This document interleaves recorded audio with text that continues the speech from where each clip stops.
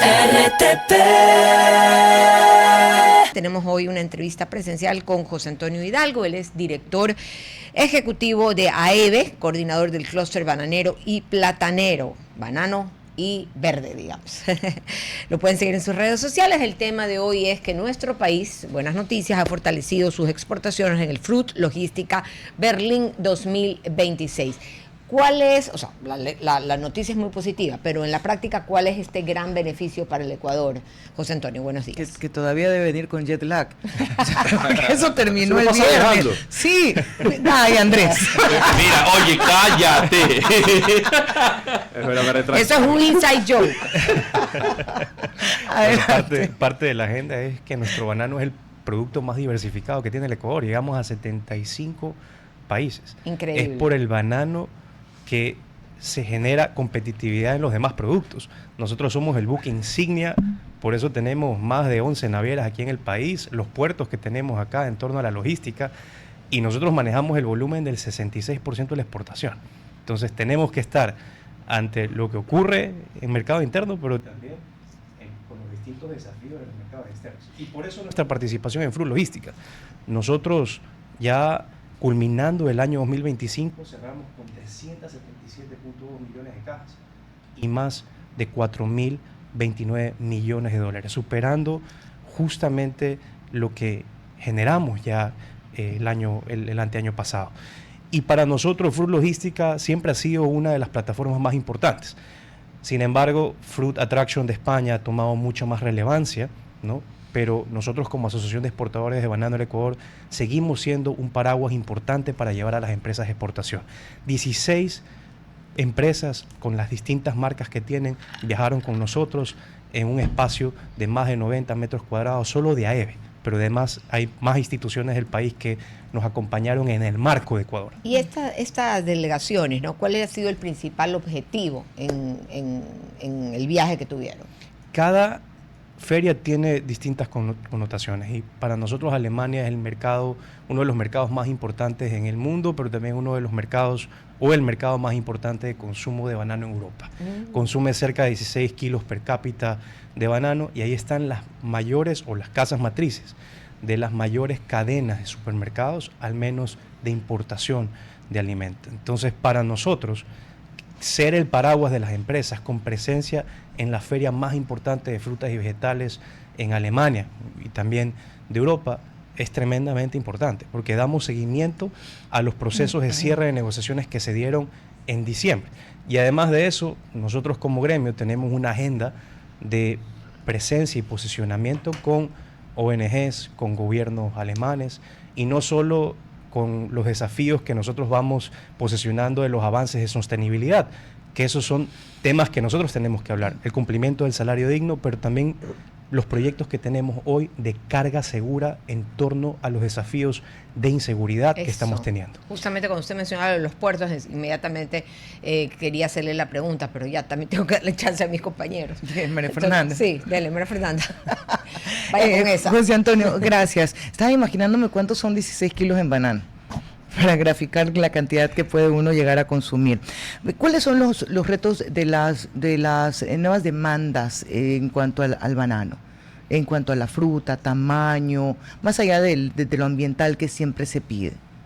Bueno, en principio, en banano sí es un gran consumo, pero no supera el consumo que tienen los ecuatorianos de plátano. Nosotros como ecuatorianos consumimos 40 kilos per cápita de plátano, así que ahí estamos igual en la no mitad de ese llega consumo.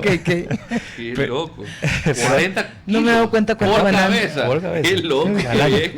Entonces, sin embargo, los desafíos que tenemos van en el marco de seguridad, que es una de las agendas más importantes para nosotros. Nos miran mal.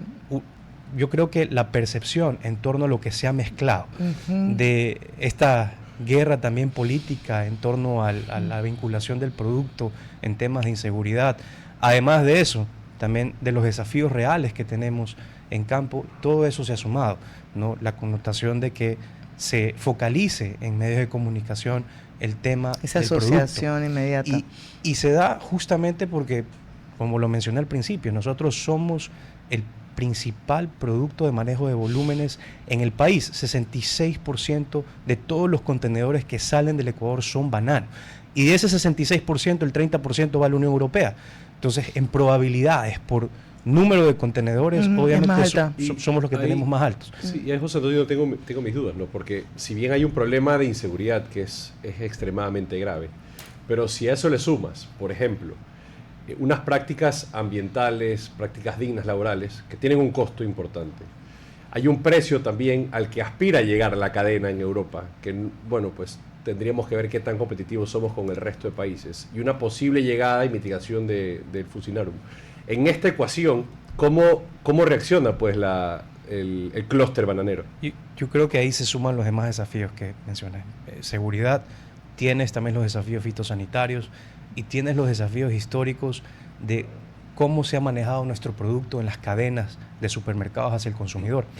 En un estudio de Basic de hace un par de años, que siempre lo promovemos, vemos cómo, y del CIRAD también, que es un centro de información global de frutas, que nuestro producto en los últimos 15 años ha perdido un valor del 20%, porque las cadenas de supermercados lo usan como un producto gancho en estos países donde el banano es un parte de la canasta básica de consumo, para atraerlo con precios bajos y ganar en los demás.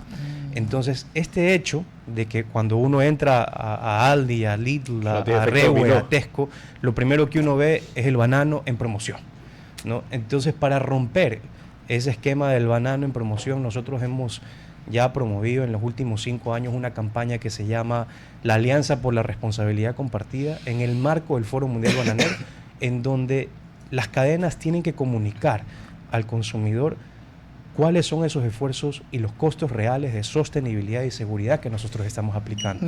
Porque si no, se vuelve un círculo vicioso de precios bajos hacia el consumidor, y todo eso se arrastra a la cadena. Y hay una asociación inmediata que por barato no necesariamente es bueno. No sé cómo funciona nuestra mente y la mente del consumidor. Tengo varias preguntas.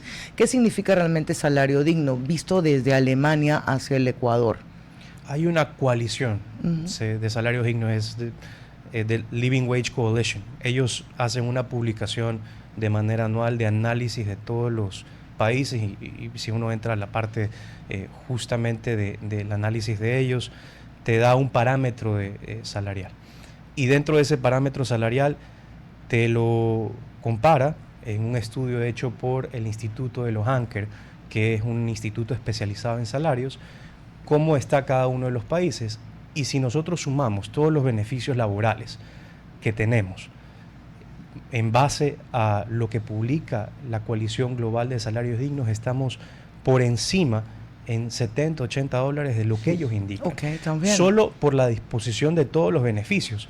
Y eso, para nosotros, viene a ser en cumplimiento una ventaja competitiva si es que solo se decide comprar banano con salario digno, pero se vuelve una desventaja competitiva versus los demás países que en cambio tienen brechas y tienen una ventaja de precio para poder llegar a ofertas mucho más baratas que nosotros. Actualmente la tabla sectorial tablas sectoriales del salario básico unificado en el Ecuador todavía no se han publicado. Y eso yo creo que es un problema para ustedes, pero tienen que empezar a proyectar. Esto ya está fuera del término legal hace rato, el Consejo Nacional de Salarios para hacerlo. Estamos ya febrero, ya mismo 15, y todavía no se ha publicado la tabla salarial. ¿Esto es una afectación directa a la empresa respecto del cúmulo de cosas que se les va aumentando? Porque ya tenemos un mes, o van a tener un mes donde están pagando el salario básico unificado, al menos 4.82, pero tienen que pagar el retroactivo del mes pasado, de este mes. Bueno, en sí, para nosotros, en su mayoría, la referencia es el salario básico unificado, justamente por los temas de certificación que tenemos que cumplir a nivel internacional. Si bien hay esas bases sectoriales, repito, para nosotros, a nivel de las empresas, la referencia es el salario básico unificado. Y hay un tema importante que también el mercado europeo, sobre todo, le exige a los productores ecuatorianos que sean productos que vengan con cero cadena de trabajo infantil y de trabajo precario y todo lo demás. Y eso lo viene cumpliendo la EBE hace algún tiempo y ha implementado situaciones para tratar de evitar ese tipo de cosas que suelen ocurrir en nuestro país por un tema cultural inclusive, en algunos casos, y en otros también de abuso. Ahí ha habido proyectos ya históricos. Está erradicado el trabajo infantil a nivel de banano y eso que nosotros lo correlacionamos con el porcentaje de escolaridad en nuestras zonas, que de acuerdo a UNESCO está en 99.6%. En ese porcentaje atado en las zonas donde nosotros hemos analizado. A su vez, entran las certificaciones privadas. Nosotros somos uno de los sectores más sobrecertificados en el mundo. Tenemos un análisis de los certificados que tenemos, son 11 sellos, ¿no? Que cuando juntamos los días de auditoría, si es que una empresa llega a tener esos 11 sellos, suman 29 días de auditoría al año de manera privada. En 5 componentes que hay una sobreposición del 66% de los requisitos, que va desde el ámbito social, medioambiental, va desde el ámbito laboral, desde administraciones de finca. Entonces, por sí, como conclusión ahí, somos uno de los productos más revisados justamente por ser líderes en el mundo y líderes en los mercados más competitivos. José Antonio, desde Alemania la posible flexibilización laboral o el trabajo por horas se entiende como una precarización, aplicado siempre a Ecuador. Mafer, solo quiero complementar tu pregunta. ¿Esto se hace a nivel de Alemania o de Unión Europea, regulación de Unión Europea? Es que siempre hay regulaciones a nivel de los países, a nivel Alemania, pero de ahí se discute a nivel europeo. Voy a poner un ejemplo de eso y voy a la contestación de María Fernanda. Justamente la ley de la debida diligencia, que es la trazabilidad en muchas cosas dentro de ese ámbito, el ámbito laboral, pago de salario digno, justamente erradicación del trabajo infantil, etcétera, etcétera, todos los ámbitos sociales. Eso ya se aplica en Alemania desde hace 1 año y medio. Y dentro de esas revisiones tuvimos 5 supermercados alemanes con GIZ que analizaron todas nuestras fincas que van al mercado alemán, más de 5.400 trabajadores. Nosotros sobrepasamos las expectativas en torno a si cumplimos en un 99.6%, en torno a todo el esquema de revisión de ellos en salarios y en los requisitos que toma la debida diligencia. ¿Pero por qué? Porque ya en Alemania aplica ya desde ese tiempo, pero está en discusión a nivel de la Unión Europea. Ya tienen que tomar los distintos países miembros, se aplican a nivel de todos esos países miembros para 2027.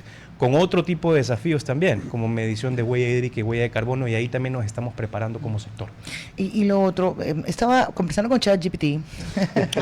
Mírenla. Porque vi una noticia que me dejó muy intrigada, ¿no? Por una parte estaba el anuncio de estos ya, digamos la primera parte que es de los acuerdos o los tratados de libre comercio, el que ha firmado esta intención con Emiratos Árabes Unidos. Entonces decían, el Ecuador va a poder llevar su producto con 0 arancel y los productos beneficiados son creo que el 75% de todo lo que produce el Ecuador, pero se mencionaba con mucho énfasis al banano. Entonces hice la consulta y el banano no paga, o sí paga, bueno, según ChatGPT no paga aranceles cuando lo exportamos a los Emiratos. Tenemos distintos tipos de aranceles. Obviamente nosotros lo vemos siempre como región, Medio Oriente, cómo podemos ser más competitivos en esta región. Y ellos tienen su propia liga también. La Liga Árabe, correcto. Pero además de eso, nosotros lo vemos en cifras. ¿Qué representa África, los países Magreb y para nosotros también Medio Oriente?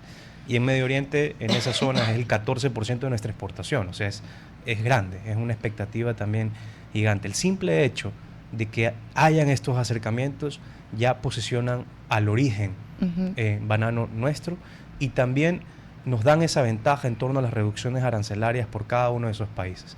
Por ejemplo, ya a partir del acuerdo comercial con Emiratos Árabes, nosotros también tenemos que empezar a hablar que debe haber acercamientos con Turquía, que debe haber acuerdos comerciales con Marruecos adicionalmente. En Turquía pagamos un arancel que hoy sobrepasa los esquemas incluso de la Organización Mundial de Comercio, sobre el 145% de arancel para entrar a Turquía, ¿no? En Marruecos estamos por cerca de un 10% de arancel, que puede reducirse, ¿no? Y asimismo con distintos escenarios que tenemos por países en esa zona. En Emiratos no pagamos, pero el entrar a este acuerdo nos permite tener una mejor relación comercial con los otros países. Pagamos un arancel, a partir de la firma nos reducen un arancel.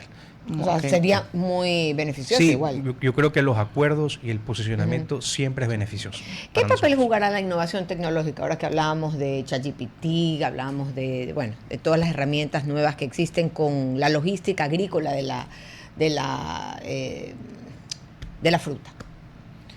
Yo creo que a nivel de innovación, ¿ya? Hoy nosotros estamos hablando de procesos de smart cultivos o cultivos justamente inteligentes. Pero para eso sí nosotros necesitamos algo básico, que es la conectividad, ¿no? Y ahí es donde nosotros sí estamos viendo pilotos en zonas rurales, porque ya cuando hablamos de conectividad no hablamos de poner un Starlink para las cámaras, etcétera. Eso digamos es una conectividad básica, pero ya para el tipo de tecnología, para nosotros justamente ser mucho más eficientes de lo que ya somos, ¿no? Necesitamos trabajar en esos proyectos. Y ahí, por ejemplo, tenemos pilotos de trabajos colaborativos que quisiéramos impulsar con organismos internacionales, así como lo que acabamos de hacer con CAF, ya cuando hablamos de conectividad. Una vez que tenemos eso resuelto por las distintas zonas rurales, incluso desde, lo hemos mencionado al Ministerio de Telecomunicaciones, que en los contratos de las mayores empresas que están aquí posicionadas, la ruta de las inversiones de conectividad tiene que estar marcada también en zonas rurales. ¿Sabes? Lo que yo no entiendo es que tenemos una empresa pública que hace lo mismo también y que podría priorizar esos sectores. Ya si nos va a costar lo que nos cuesta CNT, que nos cueste haciendo tremenda inversión que se viene reclamando por años. Y para ir terminando, José Antonio, pues en la reunión sobre la que teníamos mucha expectativa de cancilleres colombianos, al final dijeron no, veamos cómo avanza, cómo afecta al sector. Yo creo que incluso esperamos que a partir de las sesiones que se dieron sí se generen acercamientos, porque hay impactos desde el lado de agricultura en ese 30% específicamente en los productos de protección de plantas o los productos de agroquímicos, ¿no? Incluso ya cuando hablamos de ese impacto son cifras bastante consideradas, que estamos incluso ahora revisando punto a punto para ser mucho más preciso en publicar el impacto que eso nos está generando. Y eso sí nos preocupa, porque al final del día es competitividad y esperemos que el conflicto... Y se miden centavos. Y se miden centavos. Entonces sí, para nosotros sí es una gran preocupación en los productos de protección de plantas, y nos hemos pronunciado a nivel del clúster junto con las asociaciones que tenemos de agroquímicos aquí en el país, como lo es Innovagro, que están ellos adheridos a nuestro clúster y están generando justamente bastante ¿Precio presión. caja oficial? ¿Cuándo se cierra eso? No, el precio de la caja oficial la cerramos ahora en octubre. Tanto, 7.50. Eso lo cerramos todos los octubres de todos los años por ley. Con fiesta. ¿Cuál es la próxima parada?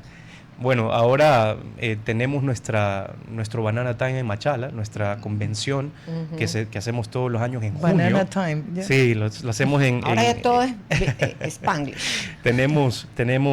Somos un producto internacional. Claro. Así que tenemos que... Y ese idioma ven. José Antonio, agradecerle, pero ya cuando ese señor se comienza a poner así como intenso, es porque tenemos que ir a pausa. José Antonio Hidalgo, gracias por habernos acompañado. Solo culmino, Banana Time en junio, dedicado al productor. Vamos a estar publicando en nuestras redes sociales para poder invitar a los productores para hablar justamente, a traer los mayores expertos en Fusarium Raza 4. Y aquí lo tendremos también para que nos cuente el dato. en Muchas vivo gracias. y en directo. RTP